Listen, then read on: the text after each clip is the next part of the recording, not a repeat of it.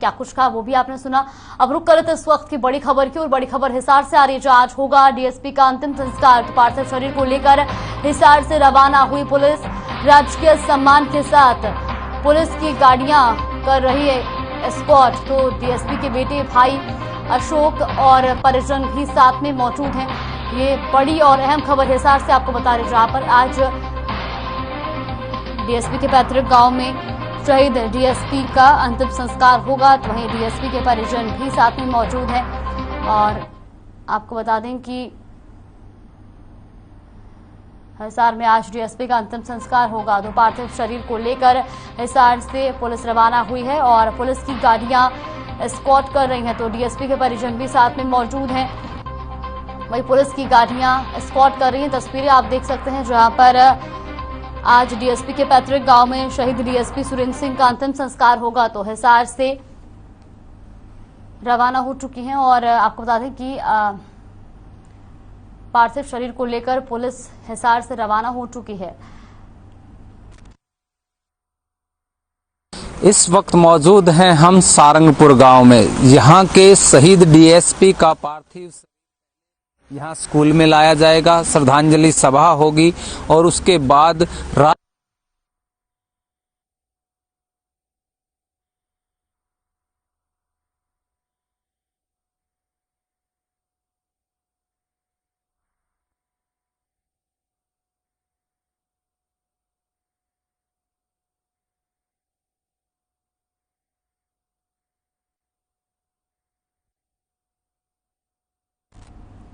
तो हिसार से खबर आपको बता दें जहां पर आज शहीद डीएसपी का अंतिम संस्कार होगा। तो वहीं उनके पैतृक गांव में उनका अंतिम संस्कार किया जाएगा।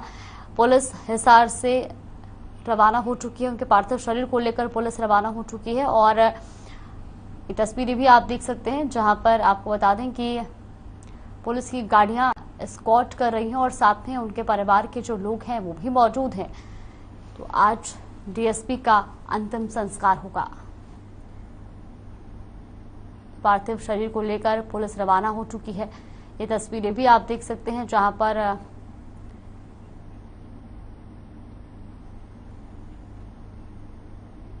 डीएसपी के पार्थिव शरीर को हिसार से उनके पैतृक गांव ले जाया जा रहा है।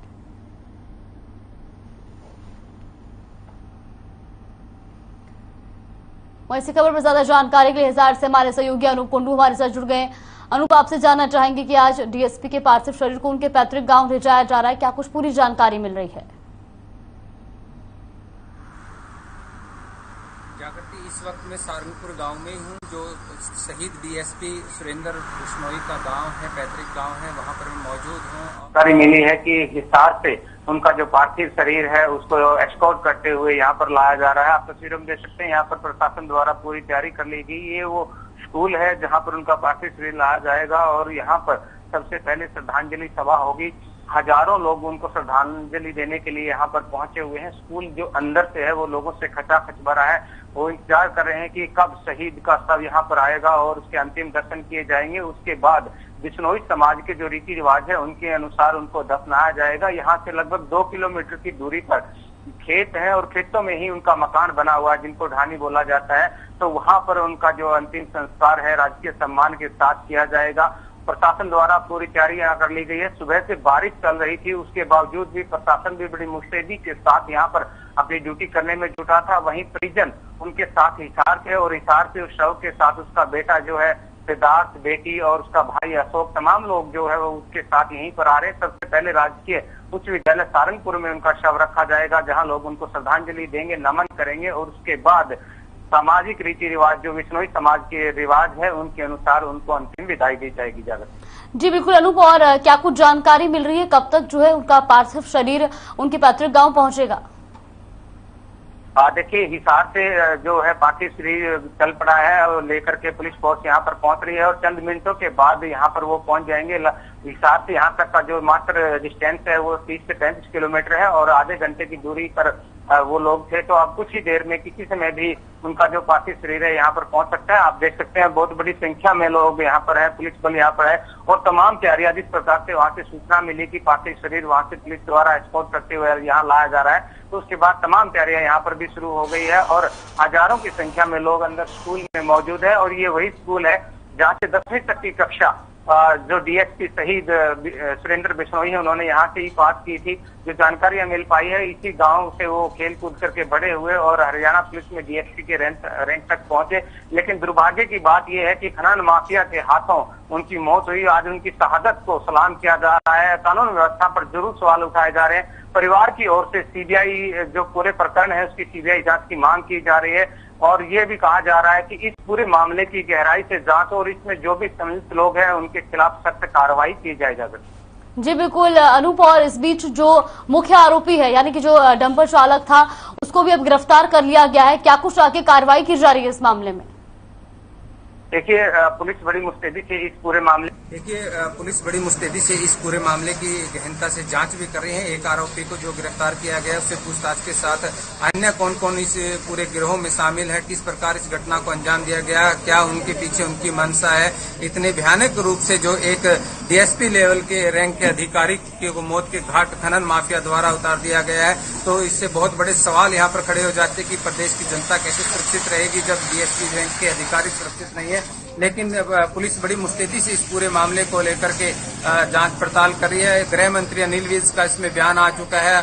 हरियाणा के मुख्यमंत्री ने परिवार को के प्रति अपनी संवेदनाएं व्यक्त की है और उनको शहीद का दर्जा देने की जो बात कही है मुख्यमंत्री द्वारा, इसके साथ साथ एक सांत्वना राशि 1 करोड़ रुपए और परिवार के लोगों को एक नौकरी देने की बात भी हरियाणा सरकार और मुख्यमंत्री द्वारा की गई है। लेकिन परिवार की सबसे पहली जो मांग है वो है कि इस पूरे मामले की सीबीआई जांच हो और इसमें जो भी सम्मिलित हो उनके खिलाफ कड़ी कार्रवाई की जाए।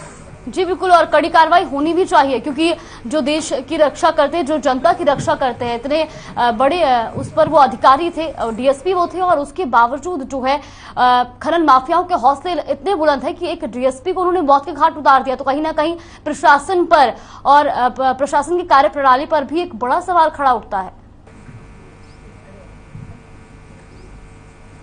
बिल्कुल जागृति, जो शहीद हैं डीएसपी सुरेंद्र बिश्नोई, उनके जो छोटे भाई हैं अशोक कुमार, उन्होंने काफी सवाल इस मामले को लेकर के उठाए हैं। उन्होंने कहा कि उनकी कॉल डिटेल भी पूरी की पूरी जांच की जाए कि किन किन लोगों की उनके साथ बातचीत हुई है और जब वो वहां पर पहुंचे जो घटनाक्रम था उसमें वहां के जो स्थानीय एसएचओ है उनकी क्या भूमिका रही, उनके साथ जो उनके गनमैन्स थे, उन्होंने उनके पास वेपन थे। तब जब इस प्रकार से जो खबरें आई कि उनको तमंचा वगैरह दिखाया गया तो उस पर समय में उनके जो गनमैन थे वो क्या कर रहे थे। इस प्रकार के गंभीर सवाल परिजनों द्वारा भी उठाए गए हैं और उठाए जाने भी चाहिए क्योंकि एक डीएसपी लेवल के अधिकारी की अगर खनन माफिया द्वारा इस प्रकार से हत्या कर दी जाए तो अपने आप में बहुत बड़ा सवाल उठ जाता है। लेकिन आज उनकी शहादत का दिन है, उनको यहाँ नमन किया जाएगा। हजारों की संख्या में यहाँ पर लोग मौजूद हैं और ये स्कूल जिस प्रकार मैं पहले ही बता रहा था 10वीं कक्षा तक उन्होंने यहीं से पढ़ाई की है। आज उनकी शहादत को नमन करते हुए उनको अंतिम विदाई दी जाएगी। जागृति जी बिल्कुल अनूप, और तस्वीरों में साफ तौर पर देखा जा सकता है जिस तरीके से लोग जो है वहां पर उनको अंतिम श्रद्धांजलि देने के लिए वहां पहुंच रहे हैं और ऐसे में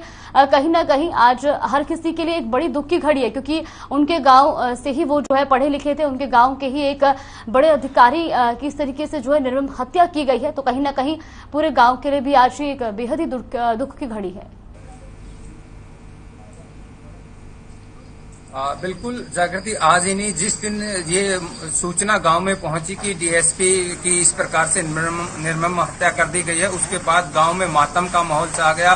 पूरे दिन और रात तक गांव के लोगों ने खाना तक नहीं खाया। पूरे गांव में एक शोक की लहर दौड़ गई और उस समय एक इंतजार किया जा रहा था कि किस प्रकार से वो परिवार के उनका जो बेटा कनाडा रहता है वो पहुंचे और बेटी को सूचना दे दी गई थी उसके बाद। लेकिन आज सुबह 10 बजे उनका दाह संस्कार किया जाना था, उनकी अंतिम विदाई की जानी थी। लेकिन बारिश सुबह से शुरू होने की वजह से धीरे धीरे ये लेट होता चला गया। लेकिन अब बारिश रुक चुकी है और हिसार से उनका जो है पार्थिव शरीर पुलिस द्वारा एस्कॉर्ट करते हुए यहाँ लाया जा रहा है। मैं एक बार दोबारा आपको दिखा दूंगा कि किस प्रकार लोग इंतजार कर रहे हैं। आप देख पाएंगे कि स्कूल के जो सड़क है उससे परले किनारे पर बहुत सारे लोग इंतजार कर रहे हैं और उससे कई गुना लोग अंदर स्कूल में है। पुलिस प्रशासन यहाँ पर तैनात है, पूरी तैयारियां कर ली गई है और यहाँ से 2 किलोमीटर की दूरी पर उनका जो खेत है जहाँ पर उनकी ढानी बनी हुई है, वहाँ पर जो बिश्नोई समाज के रीति रिवाज के साथ उनको दफनाया जाएगा, वहाँ पर भी तमाम तैयारियां कर ली गई है। राजकीय सम्मान के साथ आज शहीद डीएसपी सुरेंद्र सिंह को अंतिम विदाई दी जाएगी। जाकर जी बिल्कुल अनूप, बहुत बहुत धन्यवाद आपका हमारे साथ जुड़ने के लिए और तमाम जानकारी हम तक पहुंचाने के लिए। रुक कर लेते इस वक्त की बड़ी खबर की ओर। सोनिया गांधी की आज ईडी के सामने पेशी होनी है। इस वक्त की बड़ी और अहम खबर आपको बता देते हैं। तो ईडी के सामने सोनिया गांधी की पेशी, नेशनल हेराल्ड मामले में सोनिया गांधी की पेशी है। ईडी दफ्तर सोनिया गांधी पहुंच चुकी है और आपको बता दें कि प्रियंका गांधी और राहुल गांधी भी सोनिया गांधी के साथ मौजूद है। तो सोनिया की पेशी के खिलाफ कांग्रेस प्रदर्शन कर रही है। ये बड़ी और अहम खबर आपको बता रहे हैं। जो ईडी के सामने कांग्रेस अध्यक्ष सोनिया गांधी की पेशी है, तो वही नेशनल हेराल्ड मामले में सोनिया गांधी की पेशी होगी और ईडी दफ्तर वो पहुंच चुकी है। साथ ही साथ प्रियंका गांधी और राहुल गांधी भी उनके साथ मौजूद हैं। तो ये बड़ी और अहम खबर, ईडी के सामने सोनिया गांधी की पेशी, नेशनल हेराल्ड मामले में सोनिया की पेशी, ईडी दफ्तर पहुंची सोनिया गांधी। तो वहीं प्रियंका गांधी और राहुल गांधी भी मौजूद हैं और संसद से सड़क तक कांग्रेस प्रदर्शन कर रही है। ये तस्वीरें आप देख सकते हैं जहां पर जो कांग्रेस के कार्यकर्ता है वो प्रदर्शन कर रहे हैं। तो संसद से ये प्रदर्शन किया जा रहा है और ईडी के सामने आज सोनिया गांधी की पेशी होनी है। ऐसे में राहुल गांधी और प्रियंका गांधी भी उनके साथ मौजूद है। सोनिया गांधी ईडी के ऑफिस पहुंच चुकी हैं और इस दौरान ये तस्वीरें भी आप देख सकते हैं जहां पर जो कांग्रेस के कार्यकर्ता हैं वो प्रदर्शन करते नजर आ रहे हैं। तो नेशनल हेराल्ड मामले में सोनिया गांधी की ये पेशी होनी है और ऐसे में जो तमाम कांग्रेस कार्यकर्ता हैं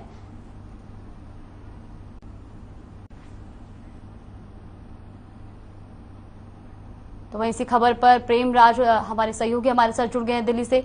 प्रेम, सबसे पहले आपसे जानना चाहेंगे कि सोनिया गांधी जो है वो ईडी दफ्तर पहुंच चुकी है और कितने समय में जो है उनकी वो पेशी होनी है? बिल्कुल, देखिए जो जानकारी है कि सोनिया गांधी से पूछताछ शुरू हो चुकी है। मैं आपको बता दूं कि सूत्रों के अनुसार जानकारी है कि ईडी दफ्तर में जो सीनियर अधिकारी हैं ईडी के, वो सोनिया गांधी से पूछताछ कर रहे हैं, जिसमें जो जानकारी है सूत्रों के अनुसार कि एक महिला अधिकारी भी मौजूद है। नेशनल हेराल्ड मामले में पूरी पूछताछ होगी, पर दिल्ली में संग्राम देखने को मिल रहा है। तमाम जो कांग्रेस के सीनियर लीडर हैं वो लगातार दिल्ली में प्रदर्शन कर रहे हैं। दिल्ली में कांग्रेस मुख्यालय के आसपास दिल्ली पुलिस ने धारा 144 लगा रखी है। उसके बावजूद तमाम जो कांग्रेस के कार्यकर्ता है दिल्ली में मौजूद है, लगातार सरकार के खिलाफ और ईडी के खिलाफ नारेबाजी कर रहे हैं। मैं आपको बता दूं कि कई बड़े जो लीडर हैं उन्होंने गिरफ्तारी भी दी है, जिसमें दीपेंद्र हुड्डा जो कि राज्यसभा सांसद हैं हरियाणा से, राजस्थान से बात करें मुख्यमंत्री गहलोत, उन्होंने भी गिरफ्तारी दी है। सचिन पायलट मौजूद है, उनको भी दिल्ली पुलिस ने गिरफ्तार किया। तो तमाम जो बड़े लीडर हैं, किसी वेणुगोपाल की बात करें, शशि रंजन चौधरी की बात करें, उन सभी बड़े नेताओं ने गिरफ्तारी दी है और दिल्ली पुलिस भी एक्टिव नजर आ रही है, क्योंकि जो हालात राहुल गांधी के समय पर दिल्ली में देखने को मिले थे, कार्यकर्ताओं ने ट्रेनें रोकी थी और पूरे दिल्ली में प्रदर्शन देखने को मिला था, उसी के मद्देनजर दिल्ली पुलिस एक्टिव नजर आ रही है और किसी को भी इकट्ठा होने की अनुमति नहीं है। धारा 144 लागू है। जो कहीं भी कार्यकर्ता जो इकट्ठा हो रहे हैं, दिल्ली पुलिस उनको गिरफ्तार कर रही है। जी बिल्कुल प्रेमराज, बहुत बहुत धन्यवाद आपका हमारे साथ जुड़ने के लिए और तमाम जानकारी हम तक पहुंचाने के लिए। तो वहीं खबरों में आगे बढ़ते जहां मुख्यमंत्री मनोहर लाल ने बुधवार को पंचकुला मेट्रोपॉलिटन डेवलपमेंट अथॉरिटी की पहली बैठक की अध्यक्षता की। मुख्यमंत्री ने कहा कि पंचकुला मेट्रोपॉलिटन डेवलपमेंट अथॉरिटी के गठन से पंचकुला जिले के विकास को गति मिलेगी। साथ ही उन्होंने कहा कि अथॉरिटी के गठन के पीछे सरकार का उद्देश्य पंचकुला में रोजगार के अवसर उत्पन्न कर वहां के निवासियों को गुणवत्तापूर्ण जीवन उपलब्ध करवाना है। साथ ही कहा कि राज्य सरकार पंचकुला के सतत दीर्घकालीन और संतुलित विकास के लिए अनेक योजनाओं को अमली जामा पहनाएगी। तो वहीं पंचकुला में सिटी बस सर्विस शुरू करने के साथ साथ कई अन्य सुविधाएं चालू करने की संभावनाओं का भी खाका रखा है।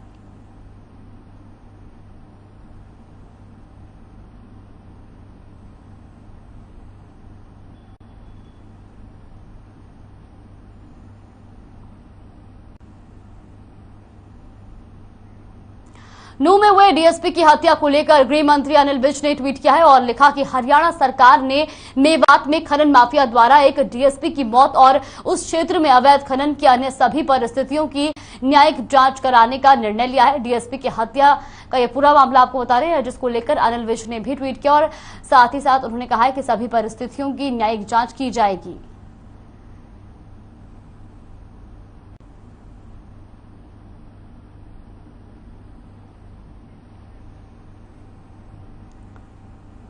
चरखी दादरी में हरियाणा राज्य जैव विविधता बोर्ड की पहली पर एक जिला स्तरीय प्रशिक्षण कार्यक्रम का आयोजन किया गया। तो वहीं कार्यक्रम की अध्यक्षता जैव विविधता बोर्ड की जिला समन्वयक बबीता शोरण ने की और कार्यक्रम की शुरुआत पौधारोपण करके की गई। तो वहीं इस कार्यक्रम में जिले की सभी गांव जैव विविधता समितियों ने शिरकत की और सम्मेलन में हर गांव में जैव विविधता समिति बनाए जाने और हर गांव में जैव विविधता समिति के जरिए लोगों को पर्यावरण के प्रति जागरूक करने की बात दोहराई गई। तो जैव विविधता समिति का प्रशिक्षण कार्यक्रम आयोजित किया गया, जहां पर आपको बता दें कि समिति का प्रशिक्षण कार्यक्रम जो आयोजित किया गया उसमें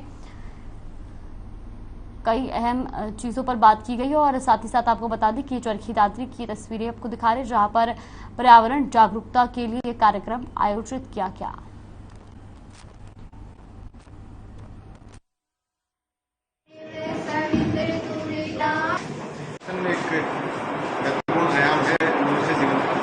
मैं समझता हूँ कि पर्यावरण हमारा स्वस्थ रहेगा तो हम सब स्वस्थ रहेंगे। इस दिशा में ये जो बायोडायवर्सिटी मैनेजमेंट कमेटी आज उपस्थित होंगे, शुक्ला सर भी आए हैं स्टेट बायोडायवर्सिटी मैनेजमेंट बोर्ड से, तो हम देख सकते हैं कितनी सीरियसनेस के साथ सरकार इसमें प्रयास कर रही है। मैं सबका आह्वान करता हूँ कि इसमें अधिकाधिक पौधारोपण कर। के सभी ग्रामवासियों से निवेदन करना चाहूंगी, जो दादरी के अंदर 166 पीएमसीयां बनी हुई हैं, जैव विविधता समितियां, जिनके अंदर हम समय समय पर विजिट भी कर रहे हैं, मंथली उनकी बैठकें भी कर रहे हैं। उनसे मैं अपील करना चाहूंगी कि जो प्लांटेशन अभी हो रही है उसकी जिम्मेदारी वो अभी लगी है उनकी, और वो सहयोग भी कर रही है प्लांटेशन के अंदर। जब हम जा रहे हैं वहाँ पर तो वो सहयोग भी कर रही है और काफ़ी एक्टिव पीएमसीयां यहाँ पर हमने इन्वाइट भी की है। जो अभी मैंने बताया था कि जो कला दूधवा बीएमसी, मैराना बीएमसी, जो जिनका रेवाड़ी की राजेश पायरेट चौक स्थित रेजांगला पार्क का देर शाम उपायुक्त अशोक कुमार गर्ग ने निरीक्षण किया। उपायुक्त ने पार्क में सुविधा उपलब्ध कराने और पार्क की जमीन पर अवैध कब्जे को लेकर अधिकारियों को जरूरी निर्देश दिए। उपायुक्त अशोक कुमार गर्ग ने कहा कि पार्क में आने वाले लोगों को पर्याप्त सुविधाएं मुहैया कराएं, पार्क में सफाई व्यवस्था को भी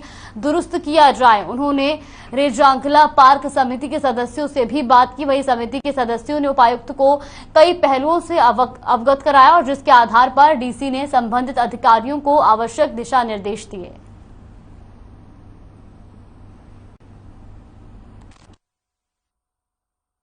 देखिए, मुझे लगता है कि मुख्य मसला यह था कि इस पार्क के लिए जो जमीन एक्वायर हुई थी वो पार्क विकास समिति का कहना है कि 40 एकड़ से ज़्यादा हुई थी, लेकिन मौके पे पार्क अभी लगभग 10 एकड़ ज़मीन में बना हुआ है। तो बाकी ज़मीन को कब्जों से मुक्त करा के उस पर पार्क डेवलप किया जाए। पिछले दिनों HSVP विभाग ने यहाँ पे जो एनक्रोचमेंट थी उनको हटाया भी था, लेकिन उसके बाद भी इनको लगता है कुछ एनक्रोचमेंट रह गई। तो मौके पे देखने और डिटेल में दोनों पक्षों को साथ लेके सुनने और रिकॉर्ड का अवलोकन करने की। रेवाड़ी में दिल्ली रोड की इंद्रलोक पार्ट 2 कॉलोनी में सीएम फ्लाइंग की टीम ने पैकेज ड्रिंकिंग वाटर प्लांट पर छापेमारी की, जहां बिना लाइसेंस के बोतल बंद पानी का प्लांट चलाया जा रहा था। वहीं सीएम फ्लाइंग को बड़ी मात्रा में पानी से भरी हुई बोतलें मिली, जिसमें टीम को मौके पर से 1 लीटर बोतल पानी की 580 पेटियां, बाकी जबकि 250 ml की 280 पेटियां मिली है। वहीं सीएम फ्लाइंग टीम की ओर पानी के सैंपल भी लिए गए और बिजली लोड की भी जांच की गई। जांच में प्लांट में क्षमता से अधिक बिजली का लोड मिला, जिसके बाद बिजली निगम की ओर से भी प्लांट पर कार्रवाई की जा रही है। तो ये खबर आपको रेवाड़ी से बता रहे, जहां पर सीएम फ्लाइंग टीम की बड़ी कार्रवाई देखने को मिली है। वाटर प्लांट पर छापेमारी की गई, तो वहीं बिना अनुमति के ये वाटर प्लांट चलाया जा रहा था और जिस पर अब कार्रवाई शुरू कर दी गई है। सीएम फ्लाइंग स्क्वाड व खाद्य सुरक्षा विभाग की टीम ने संयुक्त टीम ने एक वाटर पैकेजिंग प्लांट पर रेड किया। पानी का सैंपल लैब में भेजा गया जांच के लिए। 7,000 के करीब यहाँ जो है 1 लीटर की पैक बोतलें हैं, तो उनको जांच के लिए वहाँ भेजा गया है लैब में। आने पर अगर कोई उसमें कोई अनियमितता पाई जाती है तो एक्ट के अनुसार कार्रवाई होगी।